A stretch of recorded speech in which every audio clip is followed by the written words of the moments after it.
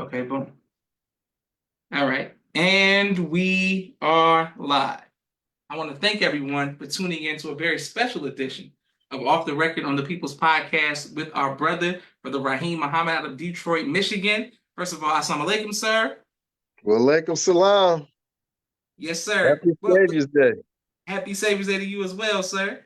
The first, what we want to know now is, how did your family and friends feel once you accepted the teachings of the Most Honorable Elijah Muhammad? First, my family. Like I said, I was down in Savannah initially at Savannah State College, and I was saying I grew up active in the church. And my mother's father, he was a preacher, he was a pastor down there in Savannah. He was been since deceased in '87, but he always said one of his grandsons or someone's gonna be a preacher. So me being Mm-hmm. really active in the church and some of my other cousins and whatnot down there, a lot of my family really God-fearing people. My mother's family come from a God-fearing household.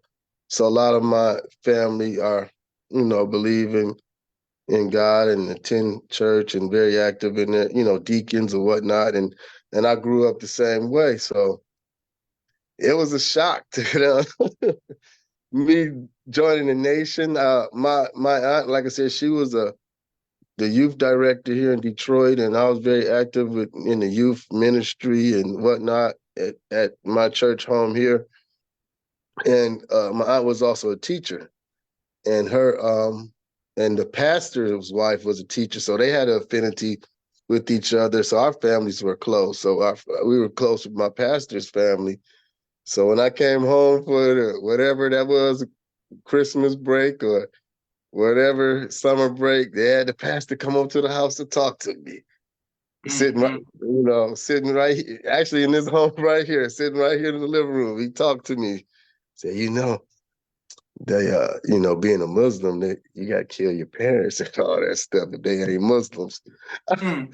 I just laughed. They tried a little propaganda and everything, but that didn't work.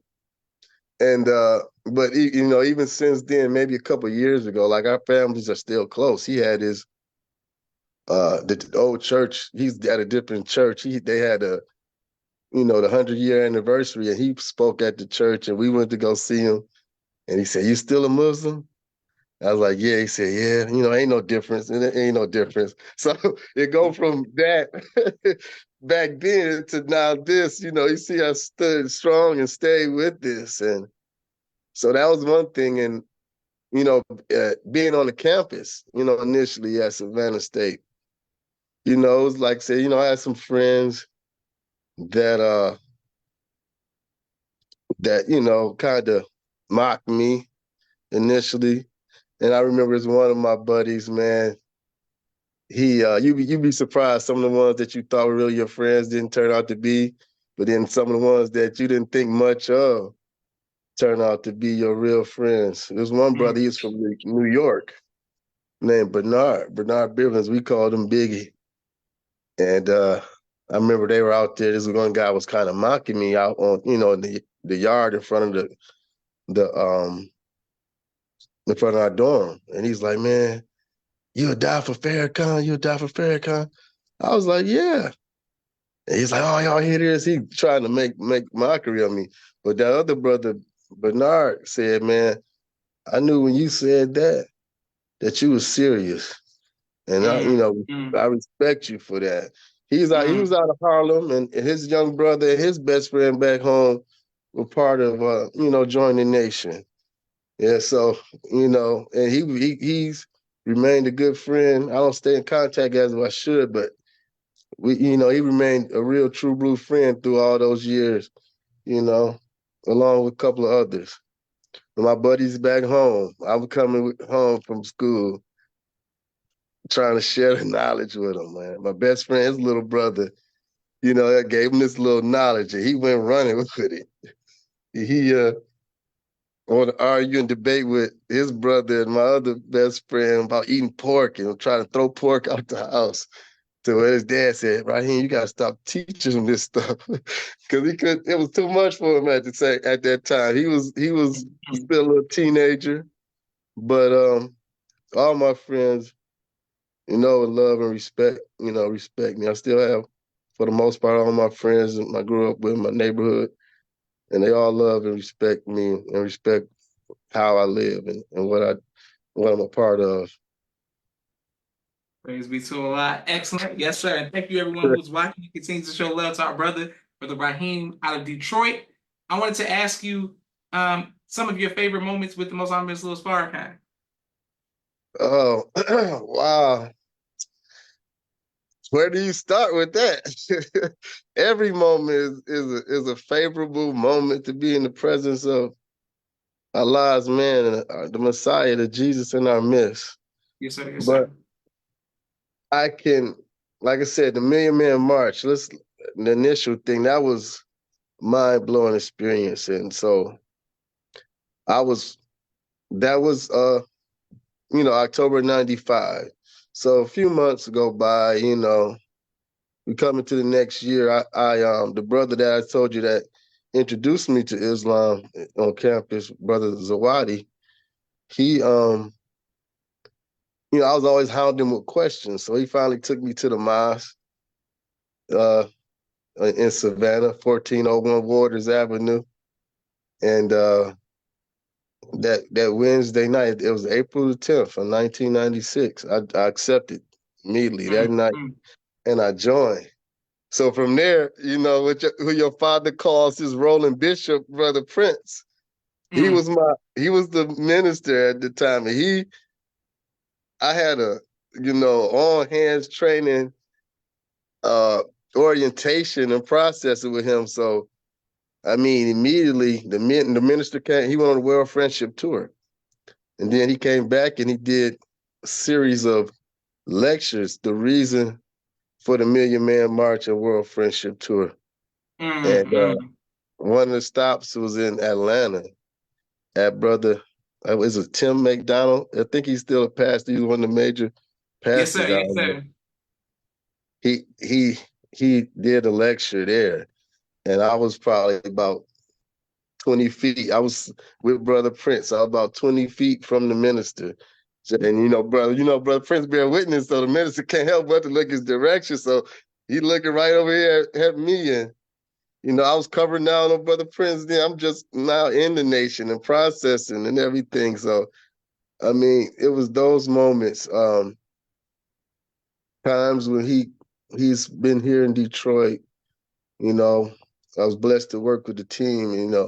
Just little small things like I remember he spoke to City Council, and we're in the back chambers in the corridors. I was actually on the security detail for Sister Claudette. So, Mm-hmm. she was very instrumental. Praise be to Allah for Sister Claudette and all her service over the years. That's right. That's right. And so we're in the back corridor, the back chambers of the city council.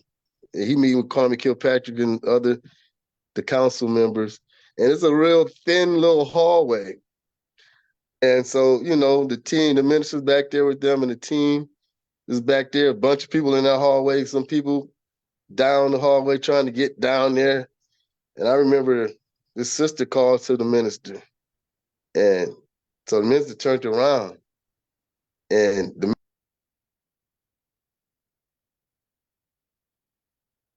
right, like the minister, I'm touching up against the minister. I'm standing right here. The little chambers is so thin, man.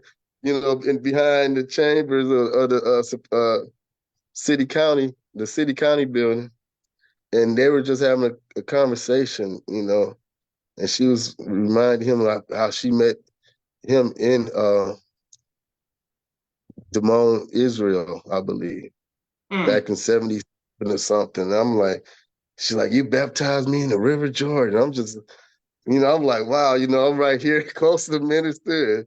There's other times I've, greeted him at the national training. My mind be so on security of protecting him where I don't take the moment to, take it in. I'm like, I shake his hand and I'm like, looking around trying to cover down on him after that. So I haven't had a chance to really share many words, and too many words with him, but I've been blessed to be in his presence when he's leaving his hotel room, with the team, and him and mother, coming down the hallway. Just blessed that I'm trusted enough to be near him, as he's leaving, coming and going. So just seeing him, yeah, I like the behind the scenes, seeing him and seeing, him in his downtime and just being able to provide whatever small thing that I can do to provide some peace and happiness and joy and safety and security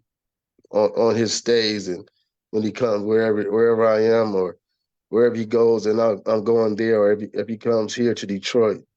So, I mean, just to maybe go on a detail, we might have to go get him something, a snack or something, those little moments. So him or mother or something like that, you know, it's not always being in his face or trying to be around. It's the things that you can do to serve and help the man of God, So, I mean, it's been many occasions where I've seen him at the farm and he thanking us for coming to pull the weeds at the farm in Michigan. He called us the weed killers, Okay, pulling okay, up the okay. weeds so those navy beans can grow and flourish. So, being in those little small, unconventional moments, those are the moments for me being around the minister. Praise be Praise to be Allah. to Allah. Yes, yes, sir. I wanted to ask you, have you ever been faced with fear? And if so, how have you overcome that fear? Um, I can I can't think of a moment, but oh man, I'm sure there is. I'm sure I have moments. I'm trying to think of one to put in context, but man, shoot, just being a black man in America, driving down the street is fear. This ticket, they want to beat you for no reason, But I can't think of any major. I try to stay out of situations, any major fearful situation off the top of my head. We could probably come back to that. I ponder on that for a moment. Yes, sir. Well, I wanted to ask you about we want to just have on the record the Million Man March is the event that was like the catalyst to your wanting to accept the teachings of Muhammad Elijah Muhammad, correct? Yes, sir. Million Man March. Yes, Yes, sir. sir. Okay. Well, what about the marches after that? Justice or else? How did that impact you? Um, you know, the Million Man March initially, that was uh my first experience as a what is it, quote unquote civilian or sympathizer or something. So anything pretty much after well, like I said, after like from the time I start processing up until a couple of hours ago and a couple of hours later, it's been work. It's been work. It's been serving. It's been helping to facilitate uh those things and those little unsung things. I mean it's just been work like when and it's a labor of love though, it's labor of love making the things happen that whatever it is, how big or how small, making those things happen to get the people there or get the people, the word, the message out to the people. Like I said, being a bus captain, getting the people, securing people, getting them to the marches, being responsible for all this busload of brothers and sisters, lost bounds, believers, and whoever, and then being on deck, being holding posts at the all the different marches and all the different events. So I mean, those moments, those other marches, it was all work and everything else. Praise be to Allah. So, yes, sir. And Walaikum Salam, his name. His name is Assalamualaikum family. Shout out to our YouTube family as well. Brother Kente, Brother Musa, Sister Auntie, Sister Hope, and everyone else. Thank you very much. Thank you for all of your cash apps, your sponsorships, every like, every share. And this name says all praises due to Allah. Yes, sir. Brother Rahiem, I had another question for you, sir. We asked all of the guests your favorite album of all time. This is going to segue into a little more of my accepting and believing the teachings. I would say Raekwon. Okay, okay, His first album, only built for Cuban links. I would say okay, okay. I would say anything Wu-Tang, but out of all of them, I would say that Raekwon, only built for Cuban links. It was that 5% influence that at that time, those little things that the Wu-Tang was dropping. I'm like, what are they talking about? I gotta find out more. So that like I said, me, I was coming into this awakening in the mid-90s. And that was a catalyst for me trying to find out more. Those are things I had questions for the brother Zawadi about what is this? What's going on with that? Well, what did this mean? What does this mean? But I go back even before that, the music that I listened to. Um, I liked Public Enemy growing up. I liked Mm-hmm. the gangster rap and everything, NWA and all that type of stuff. And then, but when Ice Cube, Death Certificate, you know, Master Farad Muhammad coming like a comet when the enemy see him, they all start to vomit. I'm like, this is my jam. This is my stuff. This is before Wu-Tang. And then even MC Ran, Shock of the Hour, and with Cam, my brother Yes, sir. Cam on it. Yes, sir. Man, these are things that drew my ear. But like I said, and then the Wu-Tang was the catalyst, the tip of the iceberg that pushed me over to really going to find out what these brothers and sisters are talking about in these raps. Praise be to Allah. Yes, sir. And thank you all for watching. Brother Rahiem, I wanted to ask you, what was it like being in the city with a mayor such as Kwame Kilpatrick? Saying a black mayor run the city. What was that like? Oh man, Detroit got a little swag about us.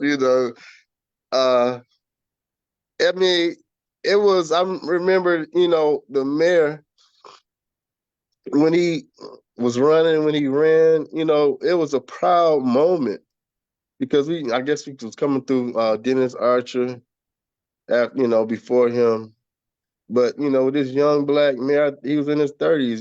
That was a remarkable thing.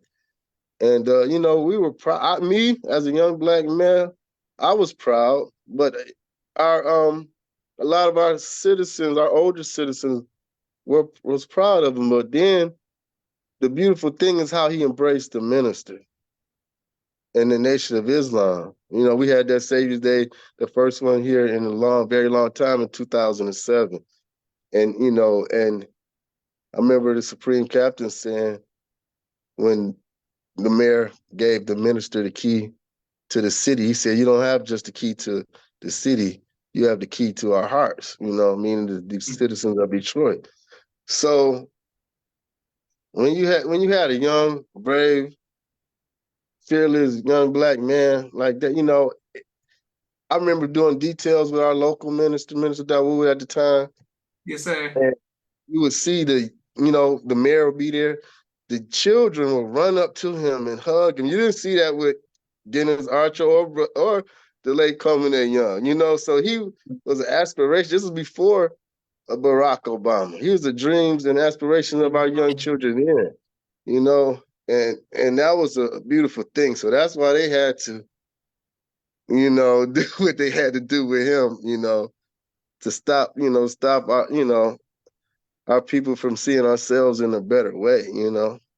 So it was a beautiful, beautiful. I mean, I saw a lot of little things improving in the city of Detroit, just like garbage removal, snow removal. He was doing things. People try to say he didn't do much, but he was doing some things in the city, where I saw some change, and just inspiring the children and the youth was greatest, was the greatest aspect of it. Praise be to Allah. Shout out to Mayor Kwame Kilpatrick. Yes, sir. Shout out Yes, to the sir. motivation. Thank you, everyone who was watching. I wanted to ask you, okay, so I'm somebody who studied Detroit because Eminem is my favorite rapper. So I learned about White Boy Rick and BMF and all of that. When you learning through things through music and pop culture, what makes someone stay in the city that long if it was always it seemed like it was a crime element, it was this and that. What makes you still stay in Detroit all these years? Man, Detroit is not for the weak, but a lot of people are on the outskirts of Detroit. They still, a lot of people kind of move out to the suburbs, a little cheaper, this and that, but it's bad everywhere as far as crime and everything else, especially after the recession. What makes a person stay in Detroit? I mean,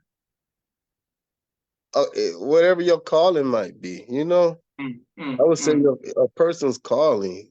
It might, it's work to be done here, in Nation of Islam, or outside, whatever, what the minister said this past Savior's Day, Detroit is a unusual place.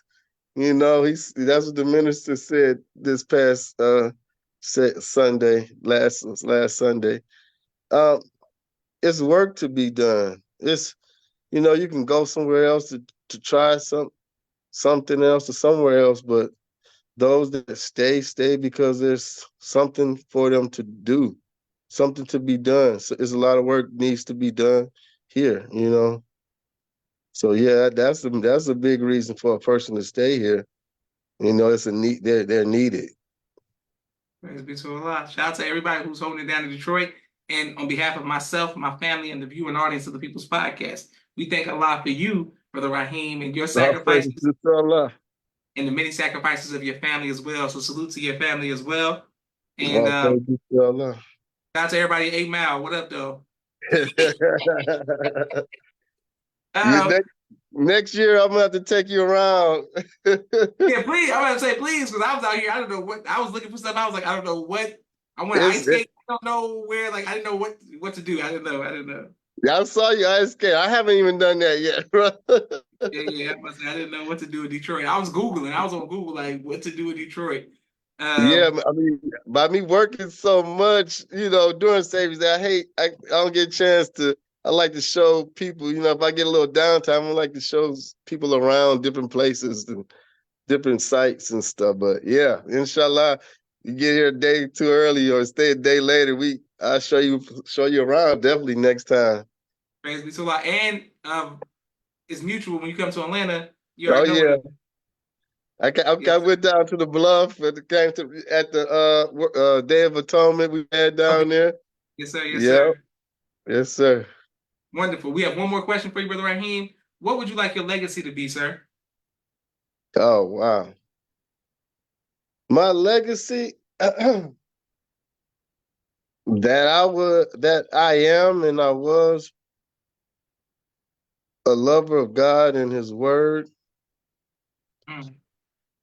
and his people and and of course his Messiah and his Mahdi, and his nation. I was a lover, and I whatever small thing I could do, to advance us. And that'd be my legacy. That I was a worker in the cause of Islam. Praise be to Allah. Yes, sir. Beautiful. And Brother Rahiem, every time we've ever had any interactions, it's always been positive and warm, and I appreciate you and respect you for always holding it down. Likewise. Yes, sir. Likewise. Yes, sir. And I want to thank you all. Thank you, everyone, for watching. This is Joshua Leonard Muhammad signing off for the People's Podcast. Assalamu alaikum, sir. Wa alaikum salam. Happy Savior's Day, everyone. Happy Savior's Day, family.